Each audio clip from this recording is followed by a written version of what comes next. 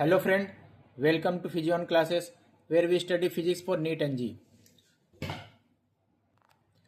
Today we will solve some questions from chapter 5, that is Newton's laws of motion of class 11. The book is H.C. Verma book. In the previous video I had solved up to question number 25. Now let us take question number 26. A constant force F is equal to m2 g by 2 is applied on the block of mass m1 as shown in figure. The string and the pulley are light and the surface of the table is smooth. Find the acceleration of m1. ये arrangement they रखा है. इस arrangement में एक block है मास m1 का और एक ब्लॉक है मास m2 का. इस तरह से दोनों का अटैच किया गया है कि स्ट्रिंग का. क्वेश्चन में दे रखा है string and pulley are light. इसका मतलब कि स्ट्रिंग को हम लोग मासलेस लेंगे और पुली को भी मासलेस लेंगे और surface is smooth. Surface is smooth मतलब फ्रिक्शन नहीं होगा. अनलेस स्टेटेड अदरवाइज हम लोगों को स्ट्रिंग को मासलेस ही लेना होता है और पुली को भी मासलेस लेना होता है. यानी कि जब तक अगर उसमें दे नहीं रखेगा कुछ मास है, अगर ये पॉइंट मेंशन भी नहीं करेगा तब लोग भी वी विल एज्यूम के string is massless and pulley is massless. Now find the acceleration of m1. तो ये फोर्स है. Force is equal to m2 g by 2. ठीक. Okay. Now what we do, हम लोग इसमें जितना भी फोर्स लगेगा उसको हम लोग यहाँ पे मेंशन करते हैं. ये इधर लगेगा m2 जी ग्रेविटेशनल फोर्स, यहाँ पे लगेगा m1 g ग्रेविटेशनल फोर्स, यहाँ पे लगेगा n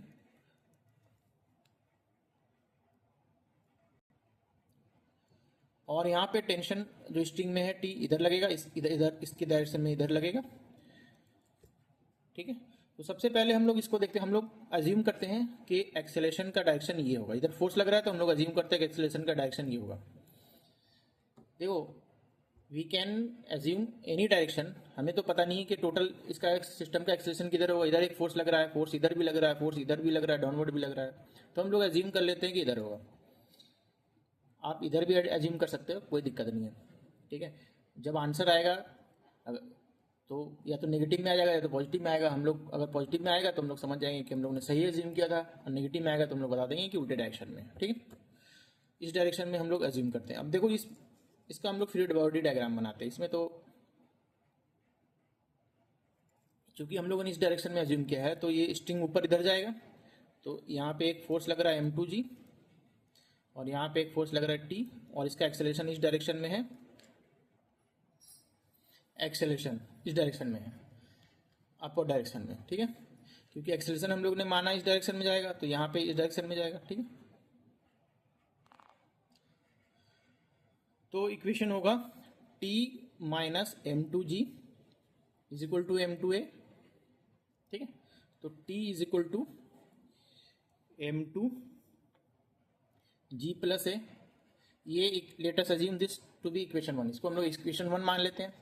अब यहाँ पे जितना भी फोर्स लग रहा है इसका हम लोग फ्री बॉडी डायग्राम बनाते हैं. देखो एक इस डायरेक्शन में T लगेगा, एक इस डायरेक्शन में m2g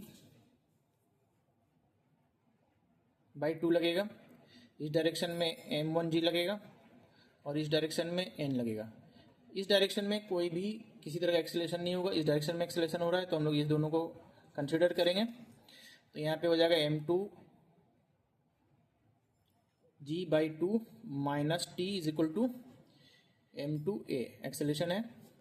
T का हम लोगों ने वैल्यू यहाँ से निकाल लिया, इसको हम लोग पुट करेंगे. ये हो गया m2g by 2 minus m2g minus m2a.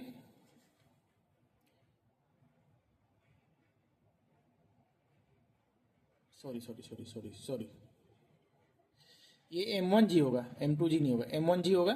ठीक है. और ये m1a होगा. ओके. सो ये हो गया m1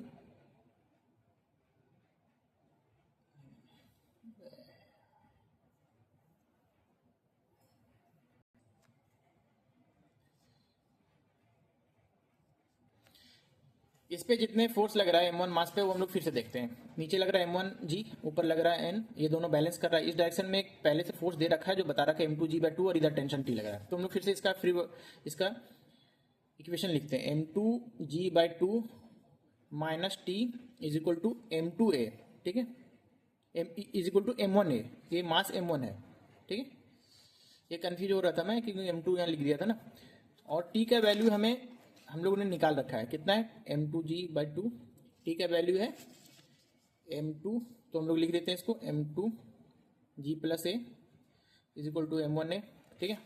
अब इसको हम लोग प्रोसीड करते हैं, तो ये हो गया M2G/2 minus M2G minus M2A is equal to M1A, ठीक है। तो इसको इधर ले जाएंगे, ये कितना बन गया, ये हो गया minus M2G/2 is equal to M1 plus M2A। तो एक्सेलरेशन A कितना हो गया, A का वैल्यू हो गया minus M2G/2 M1 plus M2। तो ये हमें माइनस आया, माइनस का मतलब हमारा जो उन्होंने जो प्रिज्यूम किया था ना डायरेक्शन, वो डायरेक्शन में एक्सेलरेशन नहीं होगा, एक्सेलरेशन जो नेट होगा वो इस डायरेक्शन में होगा। तो ये इसलिए जो एक्सेलरेशन का वैल्यू होगा, एक्सेलरेशन का वैल्यू होगा वो होगा M2G/M1 plus M2 2 M1 2 towards right, ठीक है। Okay, so this is the answer. Now we take next question, question number 20. Question number 27. In figure M1 is equal to 5 kg, M2 is equal to 2 kg, F is equal to 1 Newton. Find the acceleration of either block. Describe the motion of M1 if the string breaks but F continues to act. Question ये है कि किस तरह से arrangement they रखा है figure diagram में, और दोनों ब्लॉक पे एक फोर्स एक्ट कर रहा है और उस फोर्स का वैल्यू है 1 न्यूटन, ठीक है। अब कितना एक्सेलरेशन होगा वो हमें निकालना है, ठीक है। तो हम लोग सबसे पहले, और ये मास है M1, इसको वैल्यू दे रखा है 5 kg, और M2 का वैल्यू दे रखा है ये है 2 kg, ठीक है। तो इधर टेंशन लगेगा और इधर टेंशन लगेगा, ठीक है। तो हम लोग दोनों का इक्वेशन लिखेंगे। ये 5 kg है तो वी विल एज्यूम के इस डायरेक्शन में एक एक्सेलरेशन का डायरेक्शन ये होगा, ठीक है।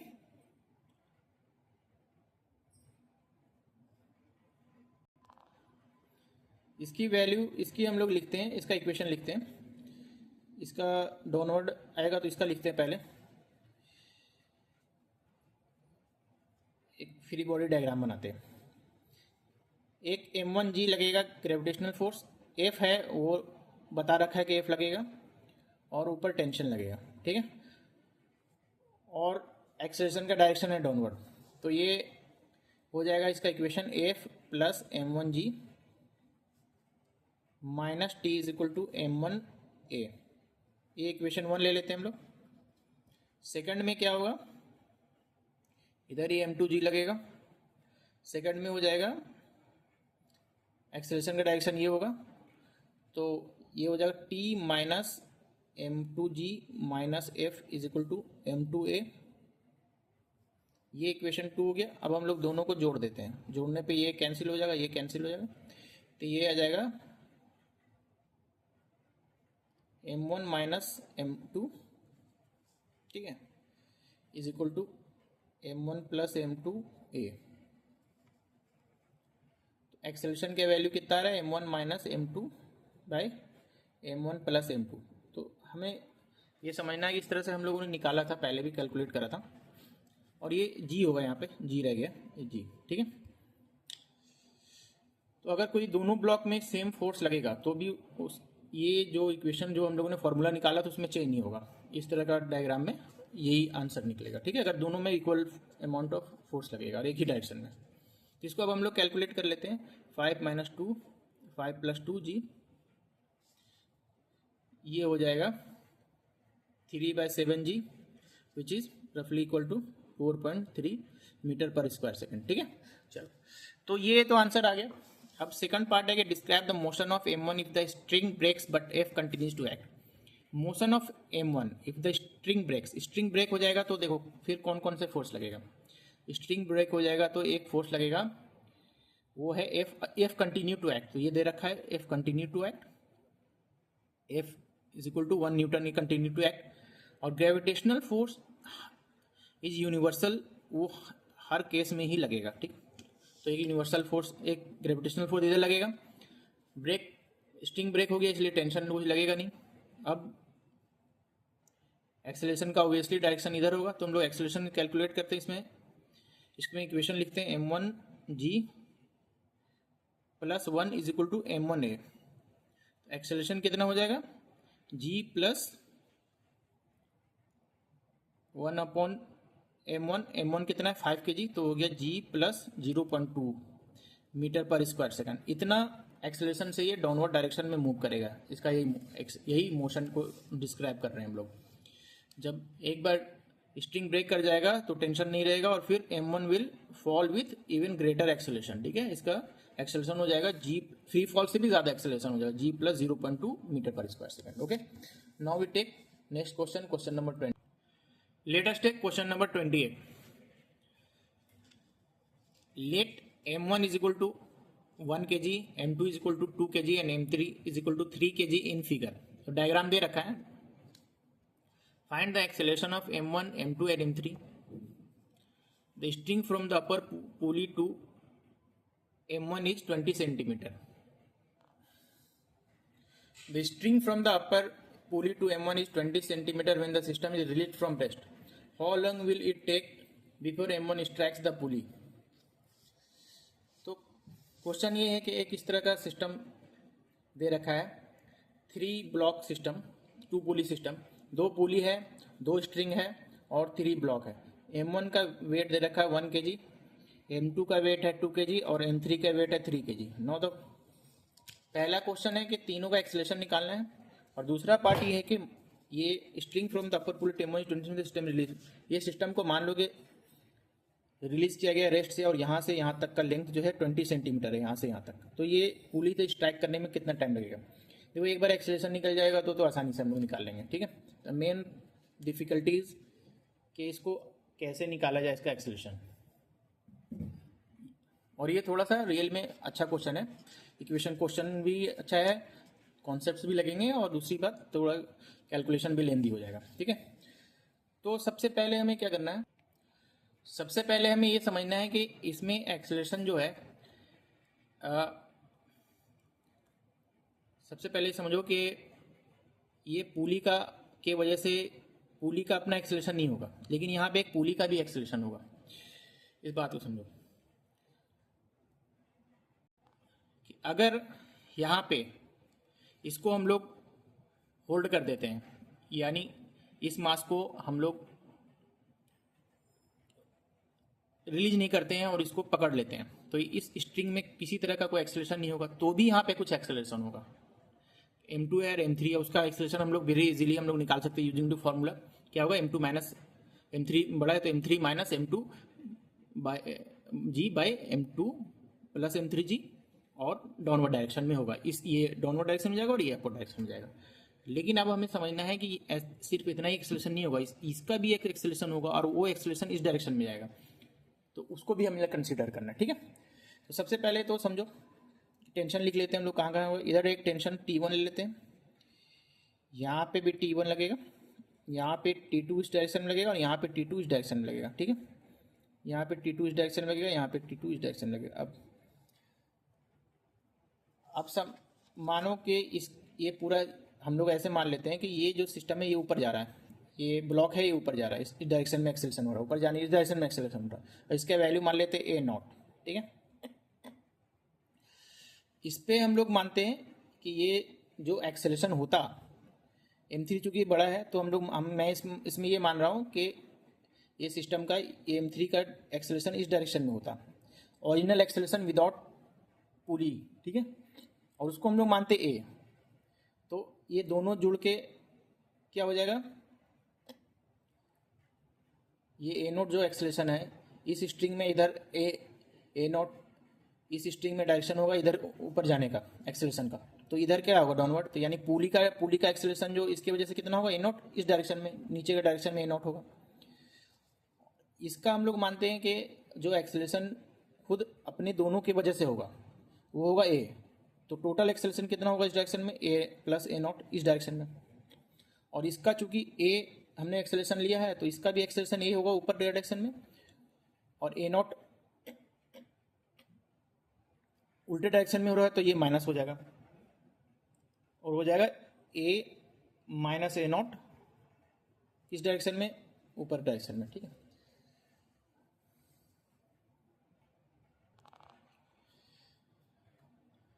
ये थोड़ा हौच-पौच सा हो गया है, लेकिन हम लोग एक एक करके समझने की कोशिश करेंगे। सबसे पहले देखते हैं कि एक m1 मास है, इस पे इसका फ्री बॉडी डायग्राम बनाते हैं और इसमें कौन कौन से फोर्स लगेगा ये देखते हैं। ये बहुत आसान है। एक फोर्स लगेगा नीचे m1g और एक फोर्स लगेगा ऊपर T1। ठीक है, और इसका एक्सेलरेशन का डायरेक्शन होगा इस डायरेक्शन में और उसका वैल्यू होगा ए नॉट। ठीक है, तो ये बहुत ईजी हो गया। इक्वेशन लिखना है इसका, ये हो जाएगा T1 minus m1g is equal to m1 a naught. ठीक है, और m1 का वैल्यू है 1। ठीक है, तो ये हो गया T1 is equal to m1 g plus a naught और m1 का वैल्यू है 1, तो ये हो गया g प्लस ए नॉट। ये हमारा इक्वेशन 1 हो गया। ठीक है, इसको मान लेते हैं। अब हम लोग धीरे धीरे यहाँ से आ गए, अब हम लोग यहाँ आते हैं। इस पुली पे देखते हैं कौन कौन से फोर्स लगेगा। इस पुली पे एक फोर्स इधर लग रहा है T1 और इधर दो फोर्स लग रहा है, एक T2 और एक T2 इधर। तो इसका मास 0 है तो एक्सेलरेशन चाहे कुछ भी हो जाएगा। T1 minus 2T2 is equal to 0, तो यानी T2 is equal to T1 upon T2। T1 का यहाँ से हम वैल्यू निकाल लेते हैं और ये हो जाएगा T2 is equal to g by a naught upon 2। ये हो गया इक्वेशन 2। इस इक्वेशन 2 को याद रखना, वेरी इंपॉर्टेंट, हम लोग इसको यूज़ करेंगे फर्दर। ठीक है, अब हम लोग T2 की यहाँ पे वैल्यू यही लिखेंगे, इससे वेरिएबल्स कम हो जाएंगे क्योंकि g is not g variable, a naught हम लोग ए नॉट एक वेरिएबल है, तो हम लोग टी को भी अलग से T2 को भी वेरिएबल क्यों लिखें। अब आ जाओ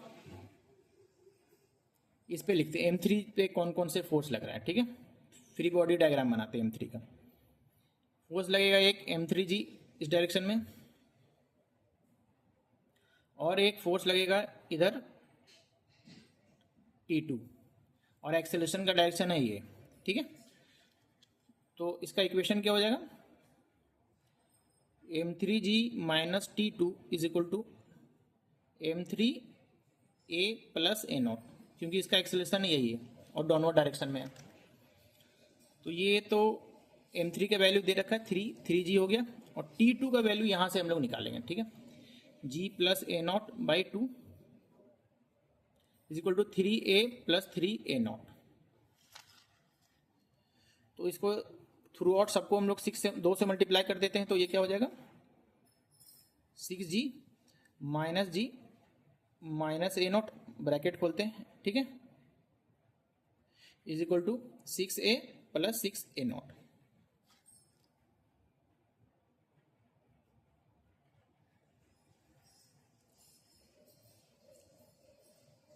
तो ये क्या हो गया, इधर जाएगा तो 7A हो जाएगा, इसको इधर ले जाएंगे तो ये इधर कितना हो जाएगा, चलो इसको 5G is equal to 7A naught plus 6A। इसको हम लोग लिख लेते हैं एक्सेल ये इक्वेशन 3। ठीक है, अब हम लोग M2 जो मास है उस पर उसका फ्री बॉडी डायग्राम बनाते हैं। ठीक है, M2 ये मास है, इस पे एक फोर्स लग रहा है इधर M2G लगेगा, ऑफ कोर्स ग्रेविटेशनल फोर्स है। ठीक है, इस डायरेक्शन में एक T2 लगेगा और इसका एक्सेलरेशन का डायरेक्शन ये होगा और उसका वैल्यू होगा A माइनस ए नॉट। ठीक है, तो अब हम लोग इसका इक्वेशन लिख लेते हैं। Not very difficult to write equation once we have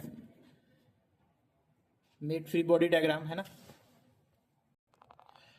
M2 का इक्वेशन मैं लिखता हूँ, इसका एक्सेलरेशन का डायरेक्शन ऊपर है तो इसका इक्वेशन हो जाएगा T2 minus M2G is equal to M2, इसका एक्सेलरेशन है A माइनस ए नॉट। ये T2 का वैल्यू हम लोग यहाँ से ले लेते हैं, यहाँ पे T2 का वैल्यू कितना है, G plus a naught by two, ये हम लिख लेते हैं, ठीक है। तो हो जाएगा G plus a naught by two minus 2G, M2 का वैल्यू है 2A माइनस 2A नॉट, ठीक है। फिर थ्रू आउट हम 2 से मल्टीप्लाई कर देते हैं, तो ये हो जाएगा G plus a naught minus 4G is equal to 4A minus 4A naught.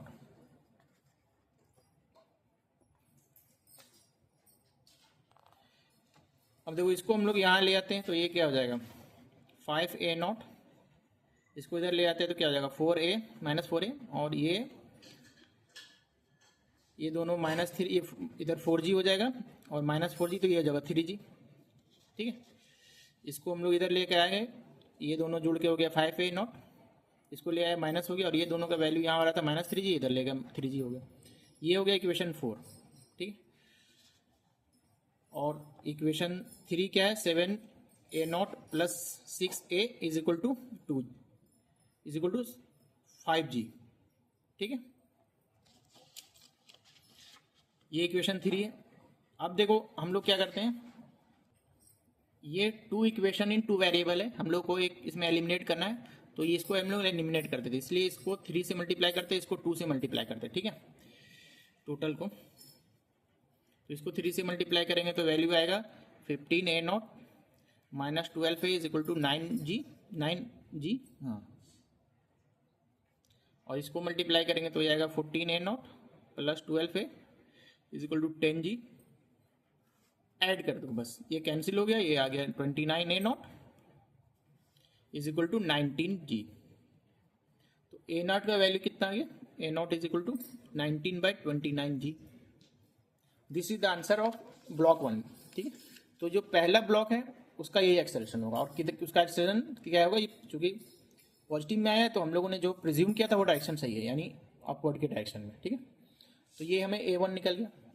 अब देखो A1 निकला है तो हम लोग को अब A भी निकालना है, तो हम लोग यहीं से कहीं से निकाल लेते हैं, इस दोनों में से किसी में से, ठीक है। ये इक्वेशन में लिख देते हैं इसमें से, ठीक है। ये जो इक्वेशन 4 है इसमें हम लोग A नॉट को पुट कर देंगे तो A का वैल्यू आ जाएगा। A नॉट तो आ गया हमारा, ठीक है, A नॉट आ गया, एक एक्सेलरेशन मास M1 मास का एक्सेलरेशन आ गया हमारे पास। अब बाकी का निकालने के लिए A का वैल्यू चाहिए हमें, तो इस इक्वेशन में रखते हैं हम लोग A नॉट का वैल्यू, तो 7 into 19/29G plus 6A is equal to 5G, ठीक है। तो 6A is equal to 5G minus 133/29G, तो ये 29 5 टाइम कितना होता है 145 और माइनस 133, तो ये जगह 12G/29, 6A is equal to 6 ये कैंसिल कर दो, तो A का वैल्यू कितना आ गया, A का वैल्यू है 2/29G। ये किसका एक्सेलरेशन है, ये किसी का एक्सेलरेशन नहीं है, ये किसी भी का भी एक्सेलरेशन नहीं है, ठीक है। ये हमने तो A निकाला है, अब हम लोग देखते हैं दोनों का कैसे एक्सेलरेशन निकलेगा। देखो ये मास M3 है, इसका एक्सेलरेशन है A plus A not, A का भी हमारे पास वैल्यू आ गया, A नॉट का वैल्यू आ गया। A नॉट का वैल्यू कितना है, A नॉट का वैल्यू है 19/29G और A का वैल्यू कितना है 2/29G, ठीक है। तो दोनों को ऐड कर दो, तो ये M3 का वैल्यू कितना आएगा, M3 का वैल्यू आएगा,